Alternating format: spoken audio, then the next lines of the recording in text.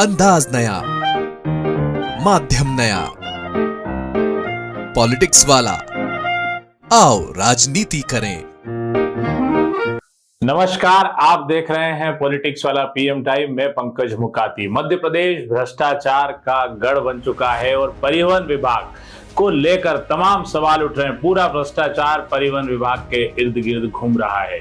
Bharatiya Janata party इसमें एकदम फंसी हुई नजर आ रही है, जहां पर मुख्यमंत्री मोहन यादव अपने पूर्व मुख्यमंत्री यानी कि शिवराज सिंह चौहान की तरफ इशारा कर रहे हैं कि ये सारा कारोबार, ये सारा काले कारनामे, ये सारी वसूली शिवराज सिंह चौहान के जमाने में हुई। वहीं कांग्रेस के पूर्व मुख्यमंत्री दिग्विजय सिंह इस मामले में अपने ही पूर्व मुख्यमंत्री और अपने ही वरिष्ठ नेता कमलनाथ को इस मामले में खींचते हुए नजर आ रहे हैं। दिग्विजय सिंह जो करते हैं वो सीधे सीधे दिखाई नहीं देता, लेकिन उन्होंने जो बयान मंगलवार को भोपाल में दिया, इससे स्पष्ट है कि वे चाहते हैं कि कमलनाथ सरकार के कामकाज की भी जांच हो या इस मामले को डाइवर्ट करके कमलनाथ की तरफ खींचा जाए, जिसपे भारतीय जनता पार्टी बुरी तरह से फंसी हुई नजर आ रही है। दरअसल दिग्विजय सिंह के बारे में कई लोग कहते हैं कि वे भाजपा के तारणहार हैं। जब भी भाजपा किसी बड़े मामले में अटकती है, दिग्विजय सिंह सामने आते हैं। व्यापम जैसे कई मामलों में उनके बयानों के बाद जांच की दिशा बदली और भाजपा को एक मौका मिला पलटवार का।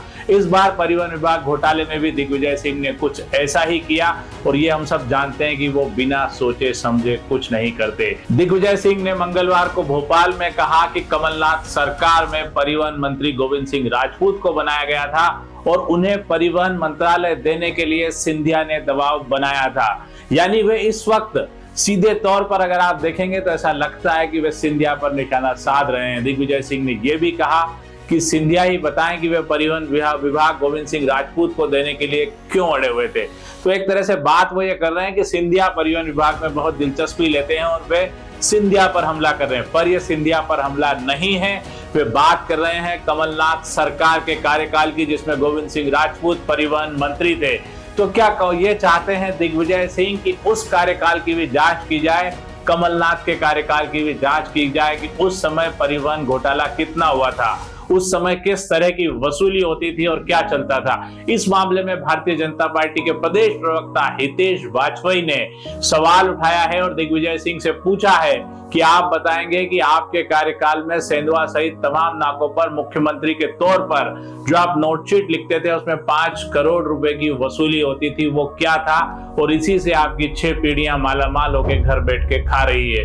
ये निशाना दिग्विजय सिंह पर हितेश वाजपेयी में लगाया, यानी कि जो जांच के तार हैं परिवहन विभाग में वसूली के, वो कमलनाथ तक आने का एक मौका दिग्विजय सिंह ने दिया है। हालांकि दिग्विजय सिंह और कमलनाथ के कार्यकाल में मीणा समाज के एक आरटीओ अफसर की बड़ा नाम चला और उसने बड़े पैमाने पर यह कहा जाता है कि बेहद वसूली की है कांग्रेस के कार्यकाल में, कांग्रेस के तरीके से और कांग्रेस के इशारे पर।